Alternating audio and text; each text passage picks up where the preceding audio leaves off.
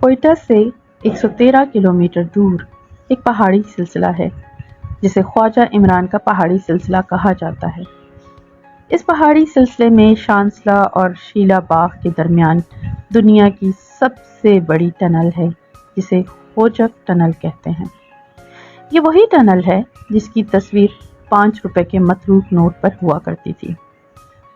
یہ tunnel 14 April 1888 کو تعمیر ہونا شروع ہوئی۔ یہ 5 کلومیٹر لمبی ہے اور اس کی تعمیر میں لگ بھگ 800 مزدور ہلاک ہوئے اور ان میں سے اکثر وہیں آس پاس دفن ہو گئے۔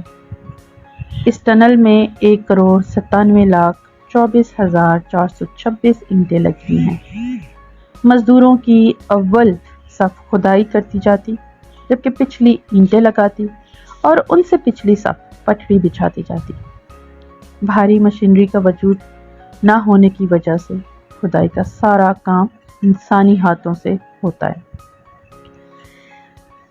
اس ٹنل کی تعمیر کے لیے 80 ٹن پانی روزانہ کی بنیاد پر صرف ہوتا۔ دن رات کام کرنے کے لیے 6,594 چراغ جلتے جو پوری ٹنل کو اندر سے روشن رکھتے۔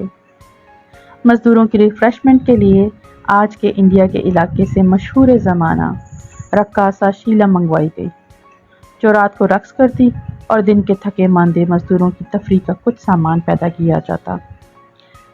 آئیے اب اس دلچسپ و عجیب ٹنل کے سب سے مزیدار پہلو کی طرف۔ اس ٹنل کے انجینئر جس نے اس کا سروے کیا تھا اس کے مطابق اگر پہاڑ کے دونوں طرف سے اس ٹنل کی کھدائی کی جائے تو 3 سال 4 ماہ اور 21 روز بعد دونوں طرف سے کھدائی کرنے والے مزدور ایک دوسرے سے آن ملیں گے۔ 5 ستمبر 1891 کو انجینئر کے لگائے اور بتائے گئے تخمینے کے مطابق اس ٹنل نے مکمل ہونا تھا۔ مقررہ تاریخ نزدیک سے نزدیک آتی جا رہی تھی اور سرا نہیں مل رہا تھا۔ چند لوگوں نے افواہیں اڑانا شروع کر دیں کہ مزدور راستہ بھول گئے، انجینئر نے غلط سروے کیا، ناقص منصوبہ بندی کی وجہ سے کروڑوں ڈوب جائیں گے، مگر انجینئر پر امید تھا۔ مقررہ تاریخ کو دونوں طرف آنے والی اور بچھائی جانے والی پٹڑی کی آخری بولٹ لگنے تھے۔ دن 12 بجے تک ٹنل کے اندر سے کوئی خبر نہ آئی۔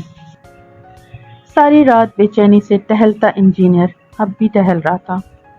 اسے لگا آج کا علم اسے دھوکہ دے گیا۔ آج اس کا سب سے بڑا خواب پورے ہونے کے بجائے ریزہ ریزہ ہو رہا تھا۔ انجینئر چپکے سے اٹھا اور پہاڑی کے اوپر اس مقام پر جا پہنچا جہاں پر رات کو شیلا رقص کرتی تھی۔ وہاں پہنچ کر چند لمحے ٹنل کے دھانے پر نظر ڈالی اور پہاڑی کی چوٹی سے گہری کھائی میں چھلانگ لگا دی اور تقریباً عین اسی وقت دونوں طرف سے کھدائی کرتے ایک دوسرے کی طرف بڑھتے مزدوروں کے درمیان ریت کی آخری دیوار بھی گر گئی۔